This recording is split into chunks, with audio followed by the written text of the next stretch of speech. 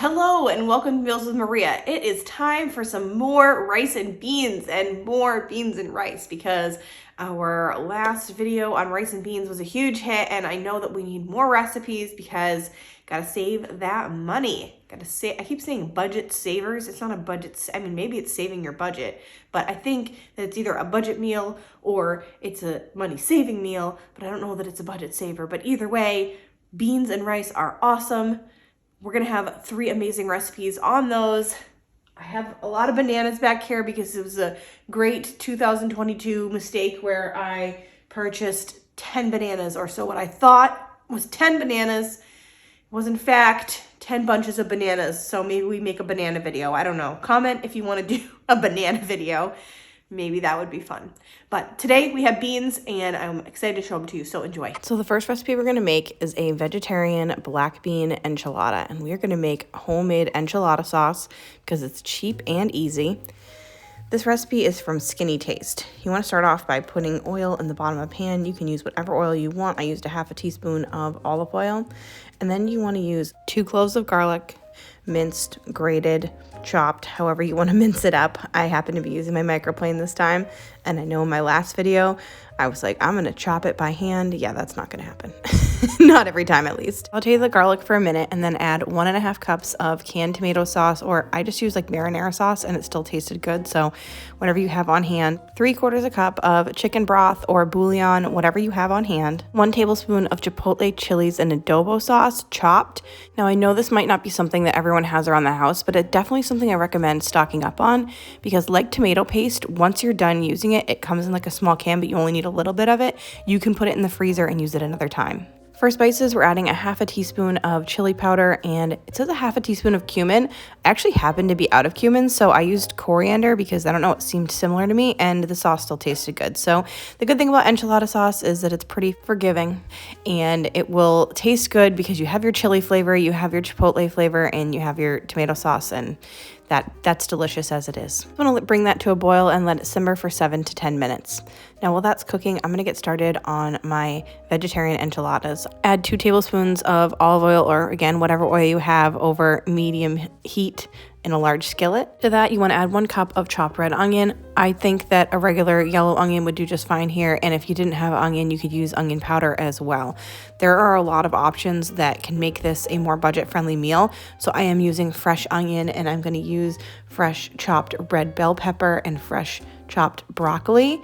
You need 1 cup of each, but you could 100% use like a frozen vegetable mix for this. So if you had like a stir fry mix, I think that would be absolutely fine in this and it would still taste delicious. So you may want to add some onion powder and then do like a stir fry veggie mix, and this would still taste really good. We cooked those onions for about 7 minutes on that medium heat till they were translucent. Then I added the broccoli and bell pepper, and I'm going to cook that over medium-low heat. So I'm going to bring the heat down and then cover the skillet. I'm going to cook, stirring occasionally, for about 9 minutes. Meantime, the enchilada sauce is done. You can see how good it looks. And then once that 9 minutes is up, your vegetables are going to be softer, pretty much cooked. Spices, you want to add in 1 teaspoon of cumin and 1/4 teaspoon of cinnamon. Now I didn't have that cumin, but I did add in cinnamon and some salt. And the cinnamon flavor in this is absolutely phenomenal. Like, do not skimp on that. If you have cinnamon, use it. Don't be afraid. It tastes so good with that enchilada sauce. The recipe calls for 5 cups of packed fresh spinach, which I did not have, so I didn't add it in this case. I think you could use frozen too if you had it. I did have frozen, but I did not go down to the depths of my freezer to get that. So once everything's cooked up for another minute and I didn't add that spinach, I'm just putting that into a bowl because we're going to end up adding a few things to this to make the final bits of the filling for the enchiladas. So you want to add in 1/4 cup of cheese. They recommended Monterey Jack, and I ended up just using fresh shredded cheddar that I had, and then the leftovers of a little bit of mozzarella. So you can use what you have on this. I think that's absolutely fine. I bet it would taste really good with pepper jack too. And then you want 1 can of drained black beans. So I had already drained my beans and just added those right in. The next step is to add a few tablespoons of that enchilada sauce right into your filling.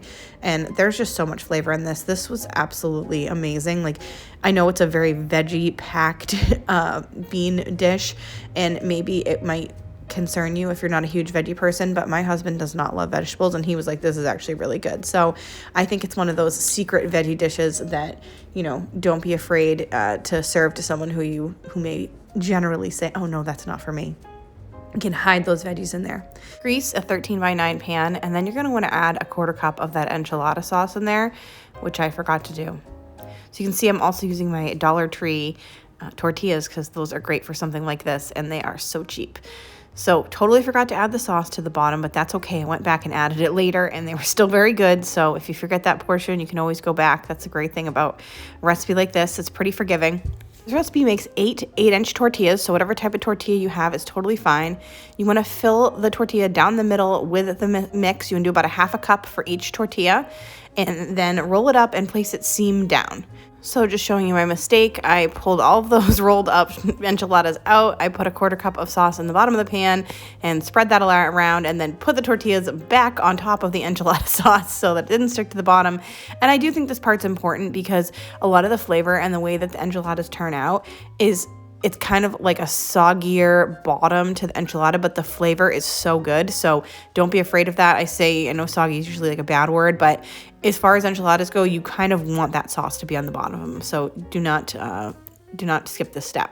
Take the remaining sauce and pour it over the enchiladas. Now, if you're using enchilada sauce that is store-bought, you're gonna want 2 cups of that enchilada sauce. So use a 1/4 cup on the bottom, a couple tablespoons inside the mix, and then you're gonna put the rest of it over top. I'm also using the rest of my cup of cheese to cover the top with. So I'm using the rest of my shredded cheddar that I had like a block of, so just shred it up myself. And then I'm also going to add in some mozzarella that I happen to have on hand, because you know what, you can't go wrong. Cheddar and mozzarella I think actually go very, very well together. You want to bake this at 400 degrees for 20 minutes, and it turns out so good. We served ours with a little bit of rice on the side, some sour cream, and some salsa, and it was a huge hit in the family, and I was just so happy to get the kids and the family to eat some more veggies and something you wouldn't expect. The next recipe is called Easy Rosemary Garlic and White Bean Soup from Budget Bites, and it is a budget saver, and it is so easy, and it is so delicious. So you just want to you're gonna need 3 cans of Great Northern beans. We're gonna take one of those cans and blend it up with all of the juices that are in the can, so you do not want to drain that.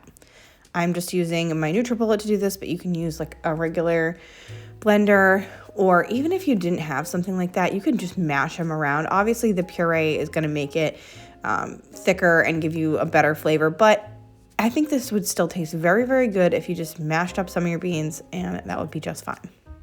So once those are pureed, you can just get started over on the stove. I'm just putting a couple tablespoons of olive oil in a small pot. This makes about enough for, it says 4, but I think maybe 3. They're not huge servings, but it's still really, really good. So put some oil in the bottom of a pan with 4 cloves of minced garlic and saute that for about a minute until fragrant. Then you want to add your pureed cannellini beans, and then you have 2 other cans of beans. Now, I actually only had 1, so I just worked with what I had, and I drained 1 can of beans, and I added that right to my soup. It would have been a little heartier had I had a second can of beans, but the one was also just fine, and the flavor was still there. That is the key. All about the flavor and all about the taste. You want to add 2 cups of vegetable broth, or I'm using chicken bouillon, so whatever you have. And then we're going to add some spices. We're going to use a 1/2 teaspoon of dried rosemary and a 1/4 teaspoon of dried thyme and a pinch of crushed red pepper. And since I was just eating this and I was not going to serve it to the kids, I was going in there with the red pepper because I like a little spice.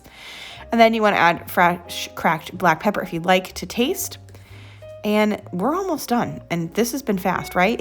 You just want to place the lid on the pot, turn the heat up to medium-high, and bring it to a boil. And then once it's boiling, you want to turn the heat down to medium-low, take that lid off, and allow it to simmer for 15 minutes. And here is the final product.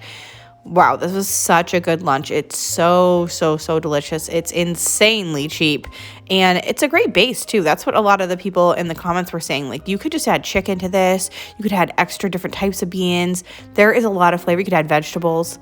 It is a great, great soup.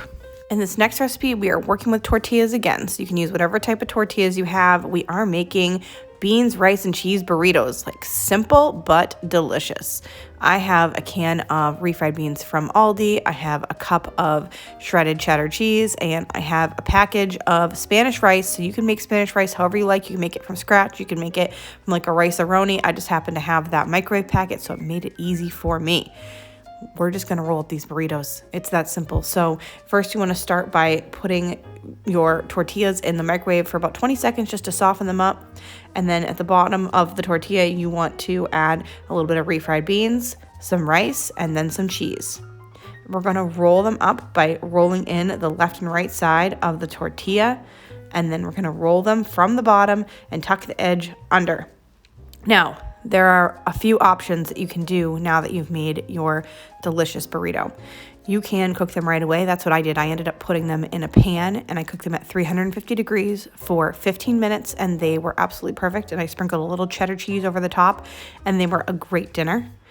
You could also wrap them in parchment paper, label them and freeze them for up to a month. So you can do this dinner ahead. So it's a nice freezer meal for you.